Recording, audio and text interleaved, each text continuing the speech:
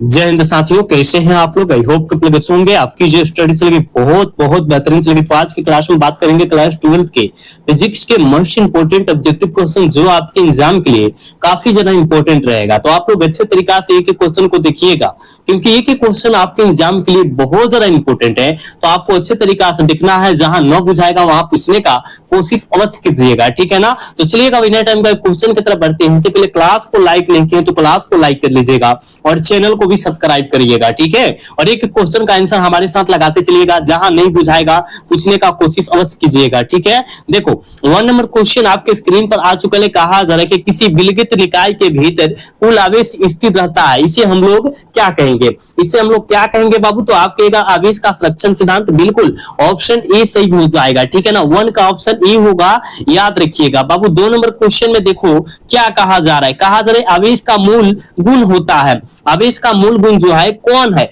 और हमने बतलाया था कि आवेश का मूल गुण जो होता है, आवेश का युग्मात्मक होता है, आवेश संरक्षित होता है, आवेशों का क्वांटिमीकरण होता है, यानी उपयुक्त सभी हो जाएगा बाबू। ऑप्शन डी करेक्ट हो जाएगा। तो 2 का ऑप्शन डी होगा, याद रखिएगा।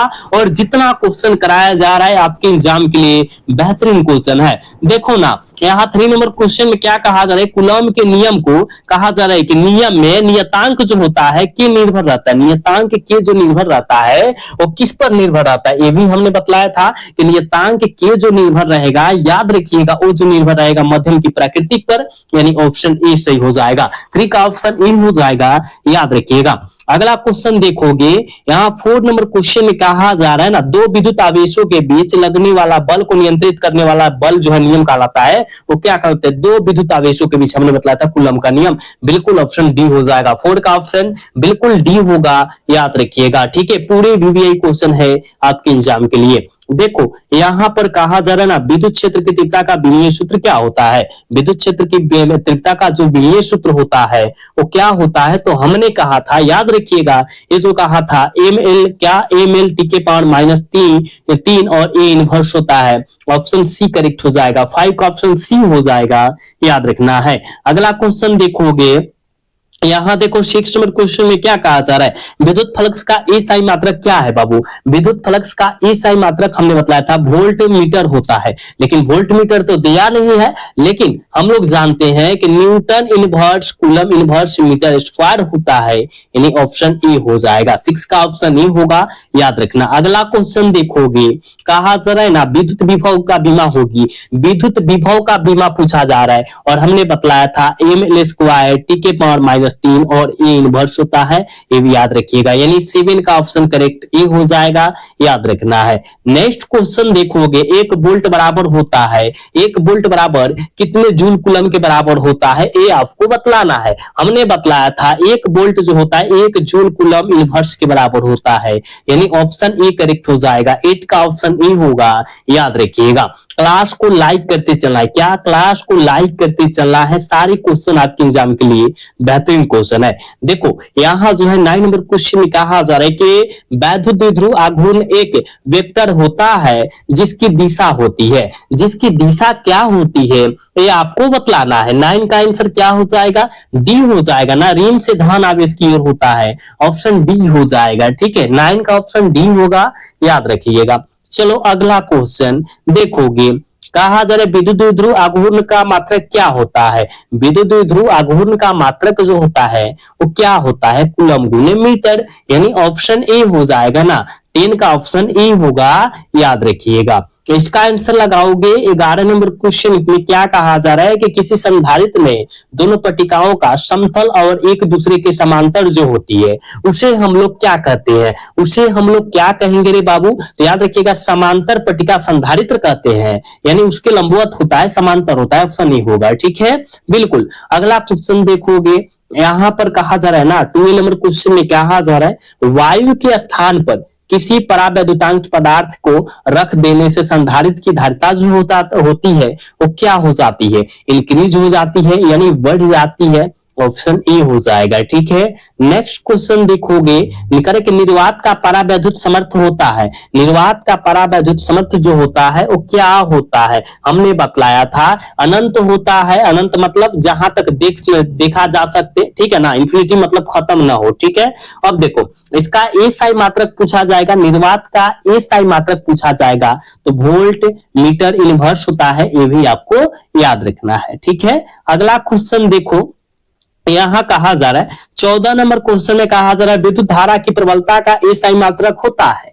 विद्युत धारा की प्रबलता का एसआई मात्रक होता है, वो याद रखिएगा, कोई भी धारा हो तो याद रखिएगा उसका एसआई मात्रक एम्पियर ही होगा और इसे ए से सूचित करते हैं। ठीक है, और इसका ऑप्शन ए हो जाएगा। ठीक है, चलो अगला क्वेश्चन देखो, यहां पर कहा जा रहा है कि किसी चालक के संवहन वेग vd तथा आरोपित विद्युत क्षेत्र E के बीच का संबंध जो होता है वो किसको दर्शाता है, तो हमने बतलाया था vd समानुपाती E होता है, यानी ऑप्शन क्या होगा, करेक्ट बी हो जाएगा। ठीक है, 15 का ऑप्शन बी होगा, याद रखिएगा। यहाँ 16 नंबर क्वेश्चन में क्या कहा जा रहा है कि विभवमापी एक विद्युतीय उपकरण है जिसके द्वारा मापा जाता है। जिसके द्वारा किसको मापा जाएगा हो, तो विद्युत वाहक बल को मापा जाता है, बिल्कुल ऑप्शन ए हो जाएगा। ठीक है ना, आपको याद रखना है जितना क्वेश्चन कराया जा रहा है ये आपके एग्जाम में आने वाला क्वेश्चन है, तो आपको अच्छे तरीका से पढ़ना है, कोई भी क्वेश्चन को नहीं छोड़ना है। चलो यहां जो कहा जा रहा है ताप बढ़ने पर प्रतिरोध क्या होता है, ताप बढ़ने पर प्रतिरोध जो होता है याद रखिएगा अर्धचालक होता है। ठीक है ना, तभी जो हो जाएगा घटता है। ठीक है ना, अर्धचालक रहेगा तभी घटेगा।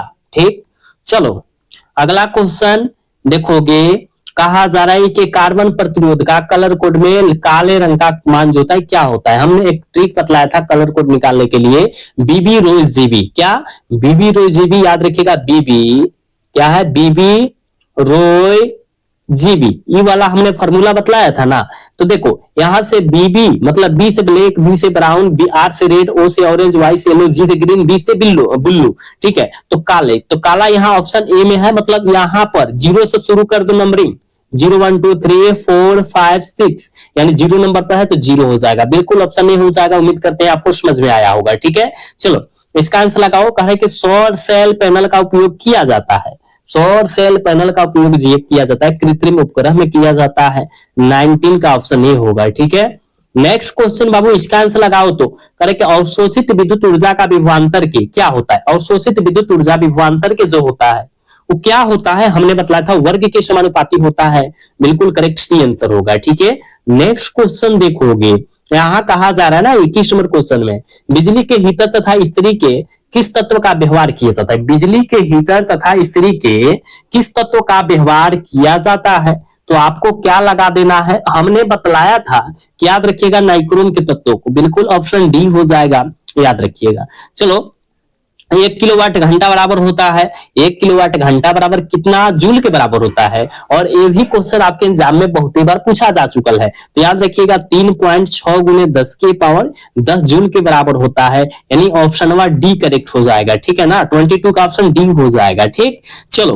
बाबू इसका आंसर लगाओ तो क्या हो जाएगा, कहा जा रहा है कि वोल्ट मीटर को विद्युत परिपथ में किस क्रम में जोड़ा जाता है। वोल्ट मीटर को विद्युत परिपथ में किस क्रम में जोड़ा जाता है, तो आप कहेगा समांतर क्रम में, बिल्कुल ऑप्शन बी करेक्ट हो जाएगा। ठीक है ना, याद रखिएगा एम्पियर को जोड़ा जाता है, वो श्रेणी क्रम में जोड़ा जाता है, वोल्ट मीटर को जोड़ा जाता है, याद रखिएगा वो जो है समांतर क्रम में जोड़ा जाता है, ये आपको याद रखना है। ठीक है, अगला क्वेश्चन देखो, यहां क्या कहा जा रहा है, कहा जा रहा है कि पृथ्वी का चुंबकीय आघूर्ण होता है, पृथ्वी का चुंबकीय आघूर्ण किसके बराबर होता है, 24 का आंसर जल्दी लगाओ। 8 गुने 10 के पावर 22 जूल प्रति टेस्ला इनवर्स होता है ना, याद रखिएगा, यानी ऑप्शन डी करेक्ट हो जाएगा। अगला क्वेश्चन यहां देखो 25 नंबर क्वेश्चन में कहा क्या जा रहा है ना, देख बाबू यहां कहा जा रहा है कि एक समान चुंबकीय क्षेत्र में एक आवेशित कण के पथ की त्रिज्या सीधे समानुपाती किसके समानुपाती होती है, और हमने बतलाया था ये जो समानुपाती हो जाएगी रे भाई, ये जो है संवेग की समानुपाती हो जाएगी, बिल्कुल ऑप्शन बी हो जाएगा। ठीक है, अगला क्वेश्चन देखोगे, कहा जा रहा है कहा जा रहा है कि चुंबकशीलता को निरूपित किया जाता है। चुंबकशीलता को किससे निरूपित किया जाता है ये आपको बतलाना है। तो म्यू से किया जाता है, यानी यूनियन से किया जाता है। ऑप्शन बी हो जाएगा। ठीक है, 24 का ऑप्शन बी हो जाएगा, याद रखना। अगला क्वेश्चन का आंसर लगा दो। अनुचुंबकीय पदार्थ है बाबू, अनुचुंबकीय पदार्थ कौन कौन होता है? हमने बतलाया था कि अनुचुंबकीय पदार्थ का जो उदाहरण होता है प्लेटिनियम होता है। क्या होता है? पीटी। क्या पीटी होता है? क्या प्लेटिनियम होता है, यानी ऑप्शन ए हो जाएगा। यहाँ कोबाल्ट, निकेल, तांबा, ये सब जो हो जाएगा इन लोचुंबकीय पदार्थ का उदाहरण होता है। तो ये आपको याद रखना है, सारे जितना बतलाया जा रहा है। चलो इसका आंसर लगा। लोहे की परमाणु संख्या क्या होता है? लोहा जो है कैसा परमाणु? अभी हमने बताया कि लोहा एक ऐसा पदार्थ है, यानी लोह चुंबकीय पदार्थ है, यानी ऑप्शन सी करेक्ट हो जाएगा। ठीक है, 28 का ऑप्शन सी होगा। चलो इसका आंसर लगाओ। तो एक लोह चुंबकीय पदार्थ की चुंबकशीलता यूनियन बराबर जो होती है, म्यू बराबर जो होती है, क्या होती है? कितनी होती है? हमने बतलाया था यूनियन बराबर 1 होता है, यानी यूनियन के बराबर 1 होता है। ऑप्शन क्या बी करेक्ट हो जाएगा। ठीक है ना, 29 का ऑप्शन बी हो जाएगा, याद रखिएगा। ठीक है, सॉरी एक मिनट रुको। कहा जा रहा है एक लोह चुंबकीय पदार्थ की चुंबकशीलता म्यू बराबर कितनी होती है? यूनियन। देखो यूनियन का मान बड़ा होगा 1 से। ऑप्शन ए इसका होगा। देखो यहाँ गड़बड़ होने वाला था, ठीक है ना, ऑप्शन ए होगा। 29 का ऑप्शन ई हो जाएगा, याद रखिएगा। ठीक है, 29 का ऑप्शन ई होगा। अगला क्वेश्चन की तरफ बात करेंगे। और यहाँ कहा जा रहा है ना, कहा जा रहा है कि विद्युत चुम्बकीय तरंग की प्राकृतिक होती है। विद्युत चुम्बकीय तरंग की प्राकृतिक कैसी होती है ये आपको बतलाना है, डिफिनेट करना है। तो जल्दी बतलाओ, याद रखिएगा। अनुप्रस्थ होती है, ऑप्शन ए हो जाएगा। ठीक है ना, याद रखिएगा। ट्रांसवर्सर जिसे कहते हैं। ठीक है ना, चलो इसका आंसर लगाओ। कहा जा रहा है कि गोलीय दर्पण की फोकस दूरी वक्रता त्रिज्या के क्या होती है? आधी होती है। आधी होती है मतलब आधा। ठीक है ना, चलो इसका आंसर लगाओ। पानी का क्रांतिक कोण कितना होता है? हमने बतलाया था कि पानी का जो क्रांतिक होता है, क्रांतिक कोण होता है, ये आपको याद रखना है 48.75 होता है। ठीक है ना, ये होता है, ऑप्शन ए हो जाएगा इसका। लेकिन एक होता है हीरा का भी पूछा जाता है। हीरा का क्रांतिक कोण कितना होता है? तो आप कहेगा 24.41 डिग्री होता है। ये आपको याद रखना है अगर हीरा का पूछे तब। ठीक है, चलो नेक्स्ट क्वेश्चन। कहा जा रहा है किस रंग का तरंगदैर्घ्य सबसे कम होता है? देखो अगर तरंगदैर्घ्य की बात किया गया है, तरंगदैर्घ्य और कम की बात किया गया है तो बैगनी मारना। अगर यही जब तरंगदैर्घ्य की बात करें और अधिक की बात करें, ठीक है, तो लाल रंग का मारना। ठीक है, लाल रंग का तरंगदैर्घ्य सबसे अधिक होता है। ठीक है, समझ में आया ना। चलो अगला क्वेश्चन देखोगे। प्रकाश वर्ष का मान बराबर होता है, कितना के बराबर होता है ये बतलाना है। ठीक है, तो हमने बतलाया था कि 9.46 गुने 10 के पावर 15 मीटर के बराबर होता है, यानी ऑप्शन ए सही हो जाएगा। 34 का ऑप्शन जो हो जाएगा, याद रखिएगा, ए ऑप्शन हो जाएगा। ठीक है, और आज की क्लास की लास्ट क्वेश्चन है 35 नंबर, यानी 35 नंबर क्वेश्चन में कहा जा रहा है कि जब प्रकाश कांच में प्रवेश करती है तो इसका तरंगदैर्घ्य क्या होता है? जब प्रकाश कांच में प्रवेश करती है तो इसका तरंगदैर्घ्य जो होता है वो याद रखिएगा बबुआ डिसइंक्रीज हो जाता है, यानी ऑप्शन ए सही होगा। ठीक है, 35 का ऑप्शन ये हो जाएगा। बाबू हमने 35 क्वेश्चन बतलाया है और आपके एग्जाम के लिए 35 क्वेश्चन बहुत इंपॉर्टेंट है, तो आप इसको अच्छे तरीका से पढ़िएगा, कोई क्वेश्चन को ना छोड़िएगा। ठीक है, क्योंकि जितना क्वेश्चन है आपके एग्जाम में आने वाला ही क्वेश्चन हम लोग कराए हुए हैं। ठीक है, तो बतलाइएगा कि आज का क्लास कैसा लगा। अगर अच्छा लगा होगा तो क्लास को लाइक, चैनल को सब्सक्राइब करना ना भूलिएगा। मिलते हैं नेक्स्ट क्लासेस में, तब तक के लिए जय हिंद, जय भारत, टाटा, बाय बाय, लव यू।